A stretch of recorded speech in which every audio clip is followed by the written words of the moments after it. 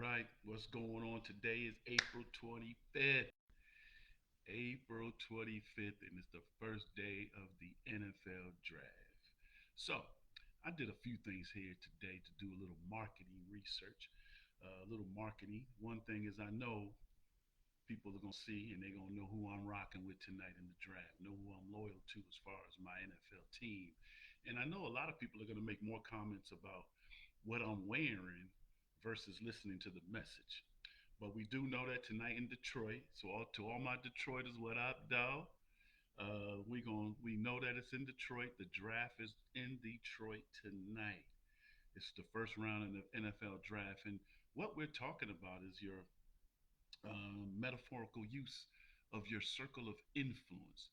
Even though we're talking about the NFL draft, we're really using this segment to talk about what your circle of influence, your friends, your associates, your compadres, your family, all of those people, how they play a major part in how you move forward in your agenda.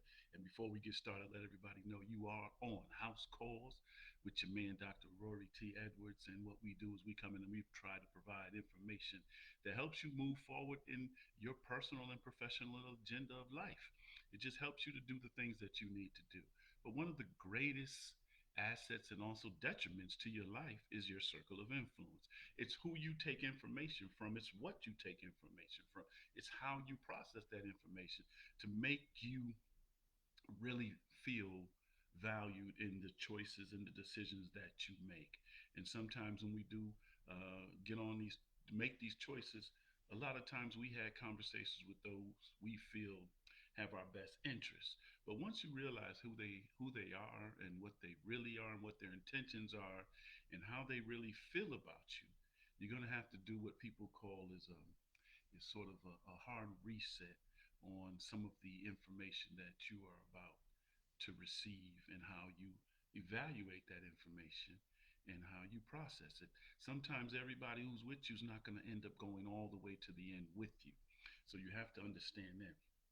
So today, when we talk about your circle of influence, I'm going to go into a few segments. Then I'm going to jump back into what the numbers look like. Because if you all know, I have written several books. They're on my website at www.rorytedwards.com. One of them is called Numbers Don't Lie, People Do. And we're going to sort of talk about that today. And why I chose that topic for the book is because in this journey that is going to occur this evening in Detroit for 257 names in the next 3 days, it's really going to be about how you make decisions going forward. And if most people don't know, when they talk about the NFL, if you ask 90% of the people, they say it stands for the National Football League, when in reality it stands for not for long. So if you understand that it's not for long, then you need to make better decisions and have those people in your circle of influence who can help you make those decisions so that your life continues on the journey that this NFL opportunity will give you financially and also have some stability in your future life. So let's talk about the first ones. I told you before we got to write things down so that we make sure our thoughts are in line with what our message is. So when we talk about your circle of influence, let's talk about the first one. Who are they? If you were to go and make a distribution list or a list of influences in your life, if you wrote down your five closest associates, who are they? Write down the assets that they bring to you and the liabilities that they may cause to you. And you have to be honest in this conversation. The reason why I'm saying who are they is because I saw two videos over this past week that were talking in reference to exactly what we're talking about today. And one was with the great Michael Vick. And they talked about when he got drafted, he brought so many of his friends with him. And Michael Vick's analogy was that you walk into a room and there's $20 million on the table and you walk out the room, those guys who are with you should get a part of that 20 million. Now, some of you may agree with that, some of you may not. And then I saw another video about a young man who was a potential draft. The way they depicted the video, he was a potential draft pick, and his friend was laying the whole thing out. And he said at the end, uh, You're gonna need, the right people around you. You're gonna need an agent. You're gonna need a lawyer. You're gonna need a realtor. You're gonna need all of that. And when at the end of the day, we gonna go forward. We gonna make this happen. And the young man told his friend that he wasn't going with him. And he was like, "What do you mean? I'm not going with you?" He says, I looked to God, and God told me to let you go at this phase of my journey. And so that's how the video ended. And that's what we're talking about. When you talk about your circle of influence, who are they? There may have been people who've been with you since the beginning of your athletic journey or your professional journey, or just have been your friend for as long as you can remember. But what value do they bring to your journey? If you assess what they're doing, if they're doing something that's not part of your agenda, then you really have to make a hard decision. You really have to look at, are they the best person in my life for where I am in my life? You got to look at that. Who are they? Now, the second thing is, what have they done or created or supported what you have done? Now, if you're talking about starting a program, how have they implemented stuff that helps you with the program? If they said, man, we can't do that, and everybody's tried that and it doesn't work, and I'm telling you that you're only spinning your wheels, is it because they can't do it that they tell you you can't do it? Because they believe that you all are one, you're connected, and that your thoughts are their thoughts and their thoughts are your thoughts? You really have to look at that. What have they done to support what you've done and where you want to go? Because everybody has a purpose in life, everybody does, and your purpose is no one else's purpose. You could be twins, and your twin's purpose is much different than your purpose. So, what have they done or created or supported to extend what you have done or what you plan on doing? That's the second one. Um, the third one, where has their support taken you? Has it taken you forward? Has it made you stagnant? Or has it taken you backwards? You really need to look at that stuff. You really need to look at those circle of influential friends. What has their support, where has their support taken you? Forward in your life, stagnant in your life, or backwards? Look at those things. Write those things down and then assess your friends as we're talking about this. Once again, I'm meeting with a marketing person. They're telling me I got to mention who I am all throughout this video. So you're in tune today with House Calls with Dr. Rory T. Edwards. You can reach us at www.rorytedwards.com. That is correct. What's the next one? Let's move on. When you need them, where do they fit into your priority list? You remember when I spoke about last week, if you listen, when I talked about relationships, I said for a person to be in a relationship and feel valued, they have to meet a certain criteria in that other person's priority list in their life. Now, the priority list is that if you look at some individual, you're looking at your friendships, and everybody else comes before you, you're not really a priority to that individual. You're not really a high priority on their list. That's the same thing I talk about in relationships. For you to have a successful relationship, you have to be number one and number two on the priority list. Last week, that's why I'm saying one or two today, because I want to make a correction. I said, if you're in a relationship and the person doesn't put you number one, then you shouldn't be in that relationship. Let me pull back on that a little bit and say, if a person is taking care of an elderly parent, you should be respectful and accept the role of being number two in that person's life, because that person gave them life and their job is to take care of that person until their life ends. So when you're talking about priority, what's your number? Because like I said, numbers don't lie, people do. What's your number on your friends priority list? Where do you fit? Be honest with yourself. You got to start being honest with yourself for you to get to the level of expertise and the level of where you want to be in someone's life. Okay? What's the next one? Why are they in your circle of influence? Do they bring the same value to you as you bring to them? Are they 100% team you?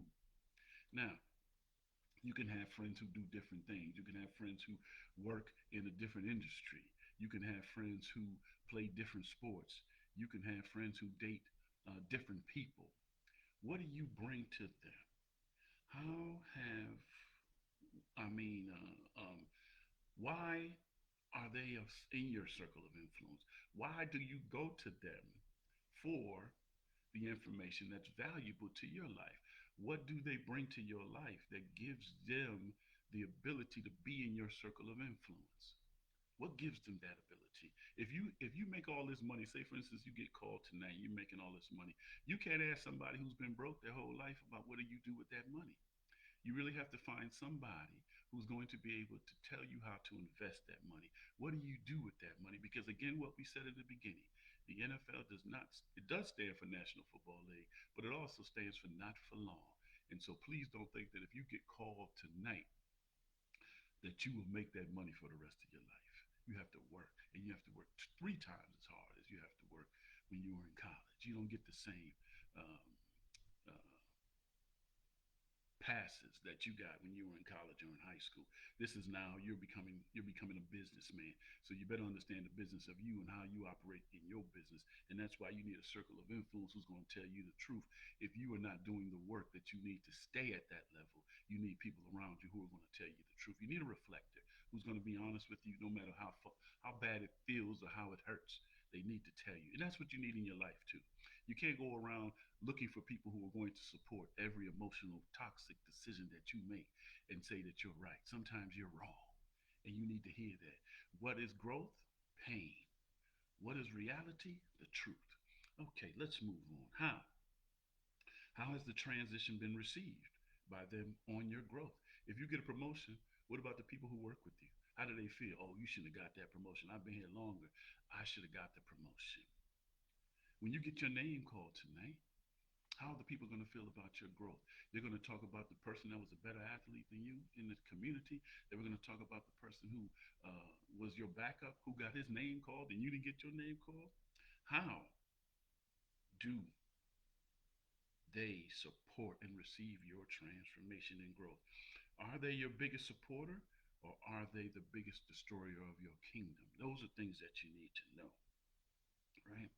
Those are the things that you need to know and how you design the metaphorical influence of your circle of friends this evening.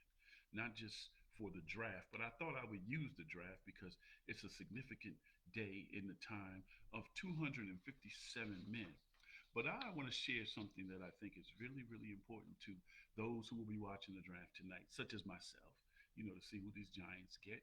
I'm very disappointed that they couldn't work in agreement with Saquon Barkley, but I'm not a player fan. I am a team fan. And so I have to still support my Giants no matter how many decisions they make. Those are the decisions that they are entitled to because they are the owners of that particular team. And you should feel the same way about your team. But like I said, Detroit, what up, duh? You're on the clock tonight. If the NFL draft, it takes place today, Friday, and Saturday.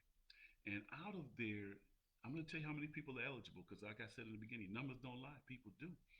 There are 16,000 college eligible NFL players that names could possibly and potentially be called tonight. But over the 3 days, there's only 257 players' names who will be called in the 7 rounds that the NFL has. Now, you know the NBA only has 2. So we're going to get back to that when the NBA draft comes back. I'm going to come back with a different segment on that. But I want to share something that I did do some research on and find that was much more valuable than that. So I want to read this in its perfection in the way I received it. It says, having already been in the select 0.01% of the top 1.6% out of the 16,000, of the top 7.3% of those mentioned, the chosen players might be dismayed to learn that only 30% of those drafted will ever make it onto an NFL roster.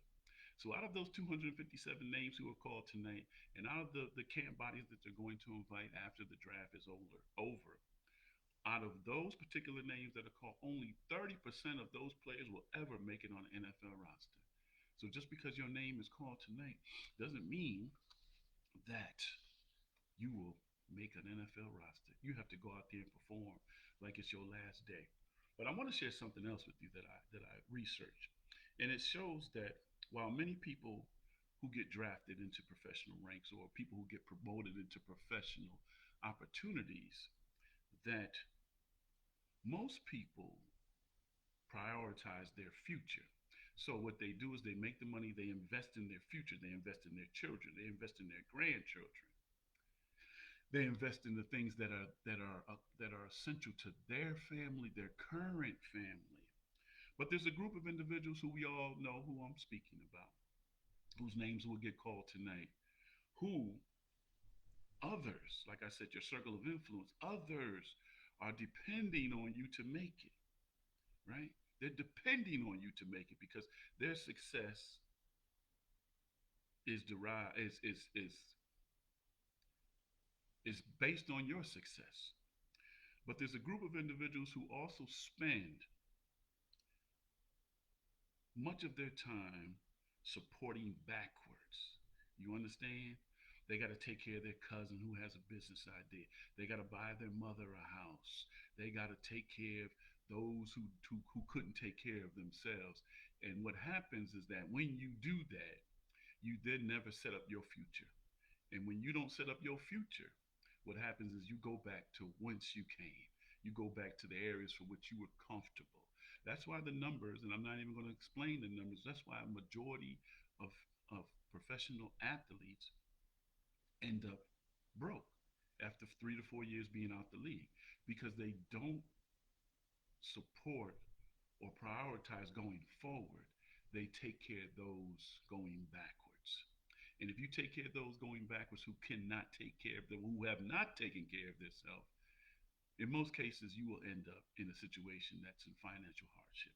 So I want people to understand that, right? I want people to really, really understand that. It's not just for the sports. I'm just using the sports tonight because it's going to be a bigger draw than me just sitting up here talking about the metaphorical use of your influential friends versus me throwing a little sports twist in it because everybody's excited. People are betting on. People are hoping that their teams are going to select the right people.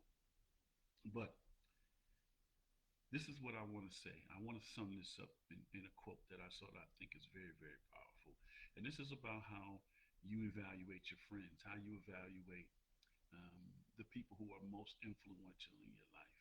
It's a very simple. It says, if your absence, so if you change those friends to move on to a better life to help your purpose, it says if your absence doesn't bother them, then your presence never meant anything to them.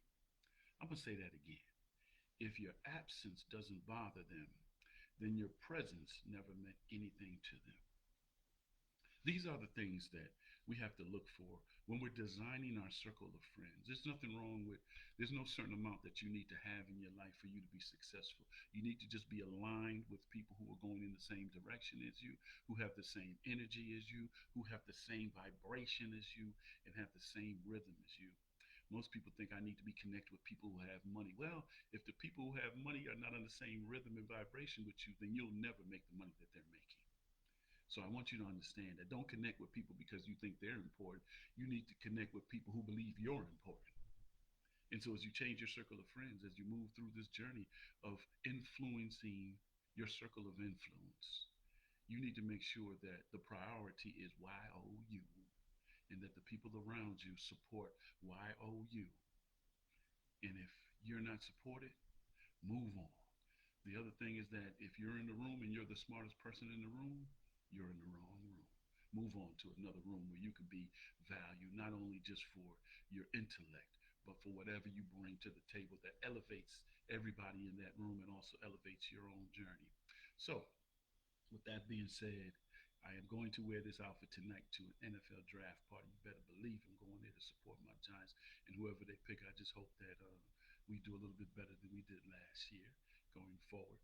But everything that rises must come down. So everything that's down by the law of gravity will rise a little bit. So for all the Giants fans, we are coming back. Okay? Great, great. Thank you all for listening. Thank you all who joined in. Thank you for all who will listen. And what we're going to do in our next session, since we're in the sports mode, we're going to talk about those who have college athletes who are enlisting their names in the portal. Right? We're going to talk about the pros and cons of the portal.